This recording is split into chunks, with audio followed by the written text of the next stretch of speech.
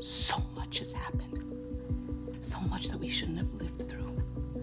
Yet in spite of it, or maybe because of it, we did. We're still standing. And we're gonna keep standing. So what do we do with that?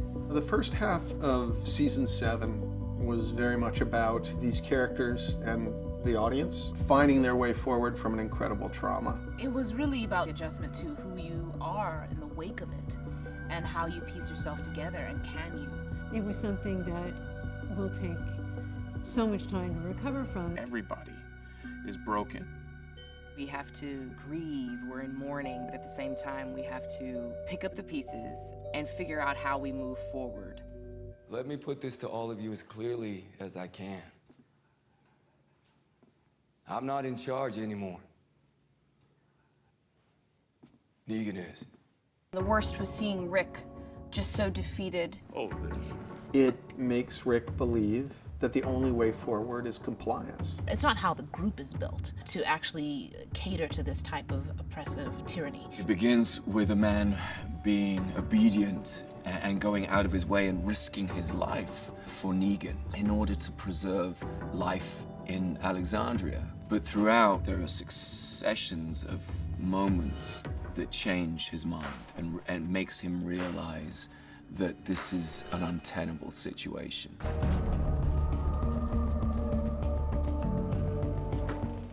By the end, we see that all of these characters that have been in different places have wound up on the same page. The promise of the future is that, okay, they weren't ready, they weren't in a place to fight. They are now. There is this moment of optimism, one of the rare moments in this front 8, that, you know, we're rebuilding and we're together again, or at least it's the beginning of the resistance. You see that hope that we just maybe can. It's been an interesting journey, the first half of 7, and it's only gonna get more crazy. You're seeing people now in a whole new place of really strategizing, but really against magnificent odds. There are some very practical obstacles in front of them. They still don't have the weapons, they don't have the manpower, but they've got the will. Now it's up to us to go out and find other communities who are willing to fight and take them down. We came to ask the kingdom to ask you to join us in fighting the Saviors, fighting for freedom for all of us.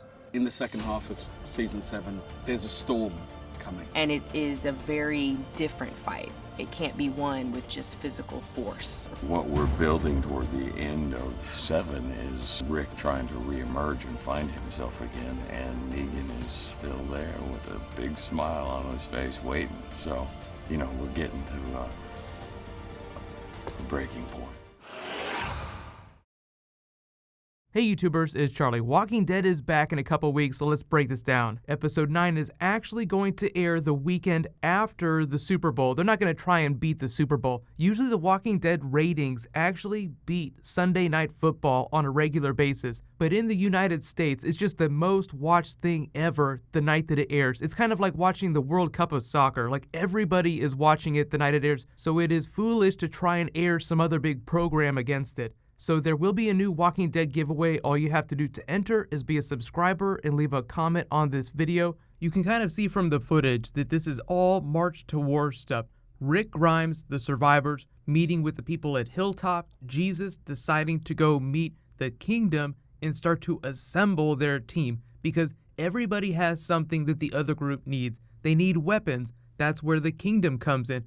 But so far, Ezekiel has had this policy where he's just tried to appease the saviors, but now they're trying to get him to step up. They had that secret plan during the first half of the season to feed them the tainted meat, so they've already been trying to take down the saviors at a very slow rate. It's a bit of a long con, because they haven't really shown you the scope of the saviors. They've sort of teased that idea, like when Michonne is taking that woman to go kill Negan, she points down the hill to all the people that are assembled and says, you might make it past a couple of them, but there are just so many. Their numbers are so great that you have zero chances. So mission number 1 in the next couple of episodes is assembling Walking Dead Voltron so that Rick Grimes can take down Negan. But even beyond that, we got a tease for these garbage pail kids. So like they say that there's going to be more groups coming on. We already know about the really big ones, but there are even more beyond that. Like that's how big the Saviors are. They need as many as they can get. Even the combined forces of the Safe Zone, Hilltop, the Kingdom, in Oceanside, who also have a lot of weapons. So the Kingdom has armor, weapons, but so does Oceanside too, so they're really important. Even all of them together won't be enough to defeat Negan and the Saviors. That's how big they are. They have all those satellite stations, so that's where the secret card comes in from the Terra episode that everybody hated so much. So there are important things that they bury in the filler episodes. I know everybody complained about that. They're like, why are we getting a Terra episode? But at least they snuck something in that they'll pay off later. There are a couple rumors about Chandler Riggs' status on the show because he's going to school, so I'll address that at the end of this too. So just to explain the key card theory, the best theory that I've seen so far is that because the Saviors use those satellite radio stations to communicate, that's where their real strength is they have like a couple people in satellite stations all over the place so that they can marshal their forces in an instant when they need to. So in order to access this vast communication network, you need one of those key cards to get into the buildings. So that's probably what this is. So when it seemed like Heath had bailed, what really probably happened is that he was taken by the Saviors, but that key card was left behind. So that will be the key that they need to start dismantling their communication network, and then they can start picking them off.